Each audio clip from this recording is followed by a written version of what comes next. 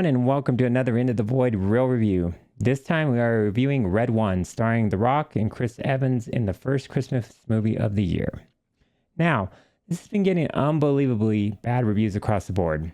I'm here with the review after the reviews, and I have to say this isn't as bad as everyone is making it out to be. I mean, I had extremely low expectations going into this one from the get-go, and maybe that helped my enjoyment of it because honestly, things aren't as bad as people are making them out to be. I mean, have you seen Borderlands?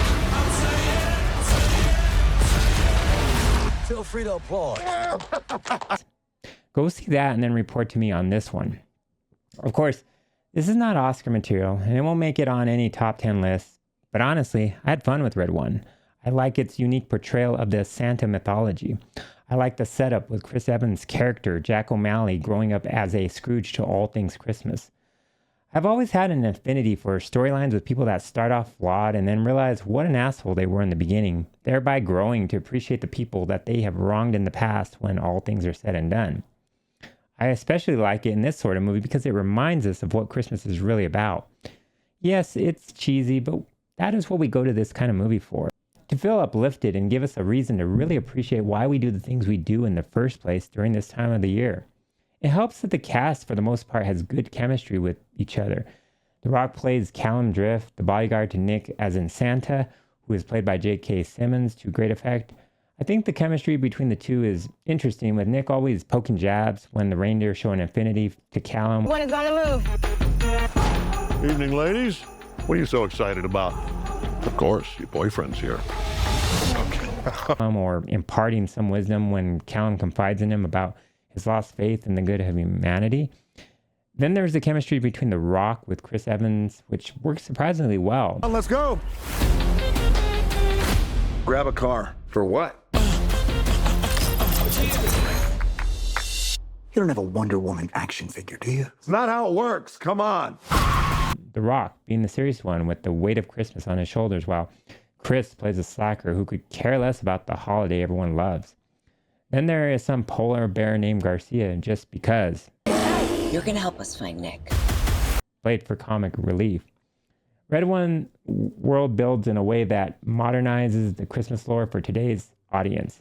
After all, how can Santa deliver all presents to everyone in the world? Let's just say there is a reason Santa keeps fit while carving up on cookies. Also, there's a cool technological device that Nick and company cribbed from Ant-Man where he can turn small and jump into chimneys without worrying about getting stuck while delivering presents. And the movie's namesake, Red One, Santa's version of the sleigh in this film, is equally helpful in delivering via drones and all sorts of technological wizardry. This is where the movie excels at, showing its version of how Santa works on Christmas Eve to bring joy to all the kids on Christmas Day. Where it doesn't succeed is in the plot, which is about the Snow Witch's plan to stop Christmas.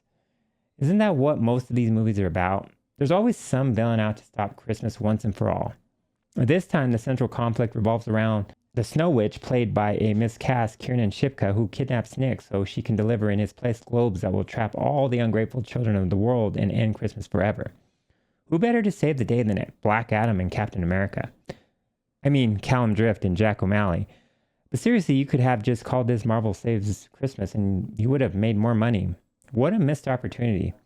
Instead, our heroes who are not of the Marvel Universe employed the help of Krampus, Nick's brother from another mother. Well, not really, but come on. He's half goat and twice the size of his brother, so you know the exact parentage is in question.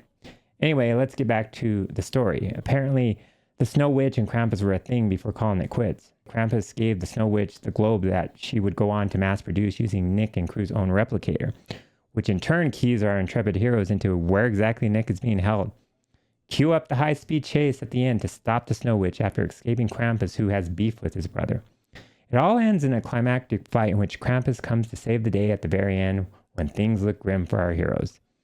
Nick wakes up and makes peace with his brother and then gets quickly to the business of delivering Christmas to all the children of the world. The end. I may be skipping some vital details, but that is the gist of the story.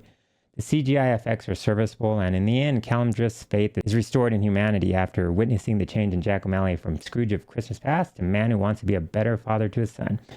Yeah, I forgot to mention the father-son relationship at the core of the movie that is non-existent until the father wakes up and finds what a jerk he's been to his son all this time. I I will admit the story is nothing we have not experienced before, but I was invested into it for what it was worth. There's humor sprinkled throughout, which is nice to balance the heavy-handed way that the movie likes to deliver its message. That aren't we all just kids at heart? Time sometimes changes to where we lose sight of that kid we once were. This is a cute movie with a good message. It's not going to wow you or change your life, but you appreciate it for what it is. Guys, I'm giving Red One a 7 out of 10. What are your thoughts on this movie? Yay or nay? Or meh? Let me know in the comments. Like and subscribe if you want more of this content, and I will see you again when we venture into the void.